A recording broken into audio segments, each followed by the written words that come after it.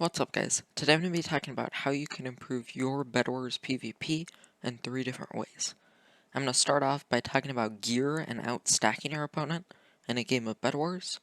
Then I'm going to move on to talking about block placement and momentum in some blitz duels.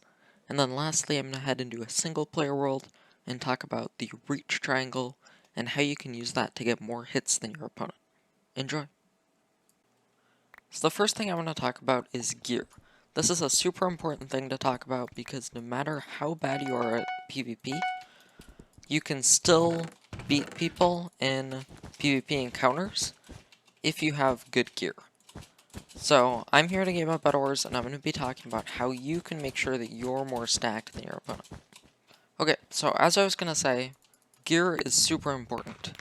What I mean by this is if you have Prot 4 diamond armor, sharp diamond sword, a bunch of iron golems, silverfish, all of that sort of thing, and your opponent has, let's say, the gear that I have, you're basically always going to beat them in PvP. And that's just because you're so much more stacked than your opponent. But the issue is, how do you get this stacked?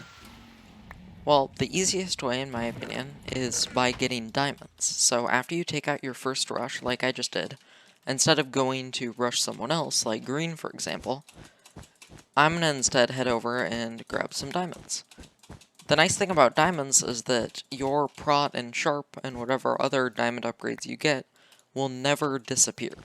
So next time I respawn, I'll still have the diamond upgrades that I get, and that's why diamonds are probably the most important resource for you to get stacked.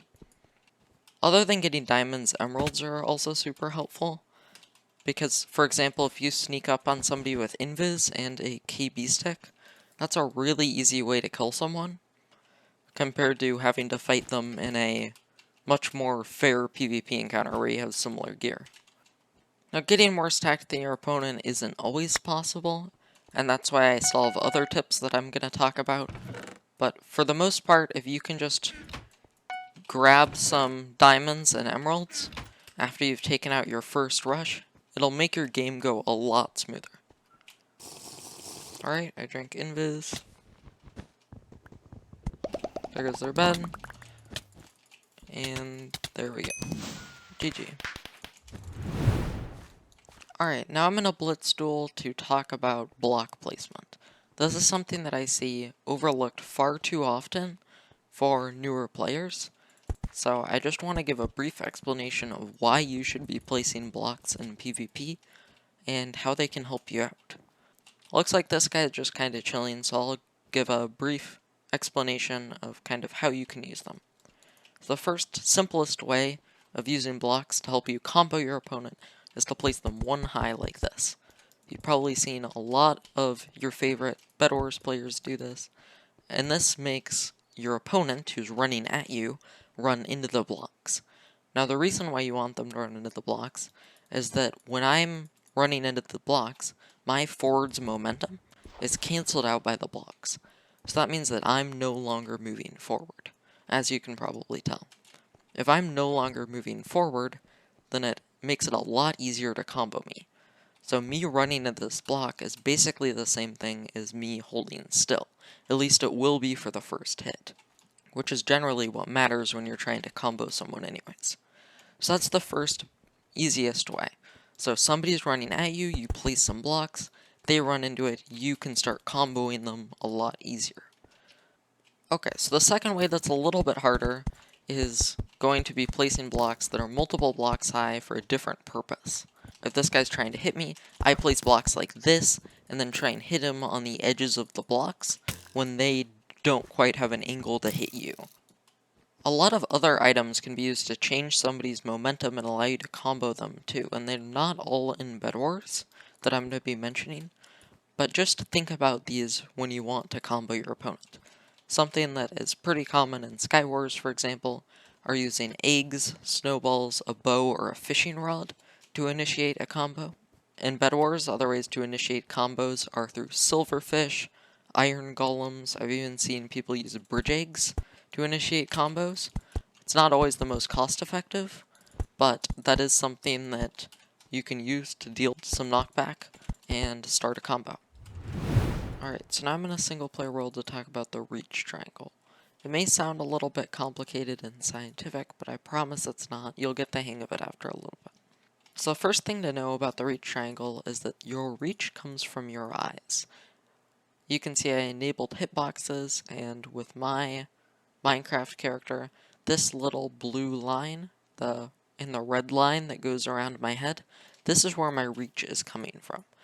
This is why the reach triangle is a thing, because your reach doesn't come from the center of your hitbox, it comes from the front of your head. The simplest way of exercising the reach triangle to combo your opponents is, let's say your opponent is here and they're above you. As you can see, their reach is coming from their head. Your reach is coming from your head, but your reach is lower than their reach. That means that you can actually hit them from further away than they can hit you. So I'm able to get that hit, even though they won't be able to get that same hit. And that's just a property of triangles. So if I'm looking straight ahead, there is an imaginary line, as you can see that blue line, from my head to their feet. That is 3 blocks.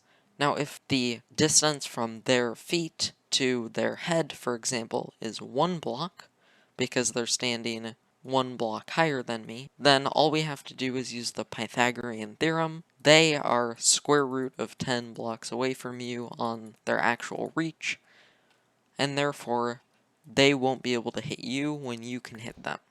If that still doesn't make a whole lot of sense, one easy way to illustrate this is through a mod. I use Lunar Client, but I'm pretty sure this is on Bad Lion and PvP Lounge and all the popular clients. If you just go to this, it's like a reach display. So if you're in PvP, this will display how far away your last hit was.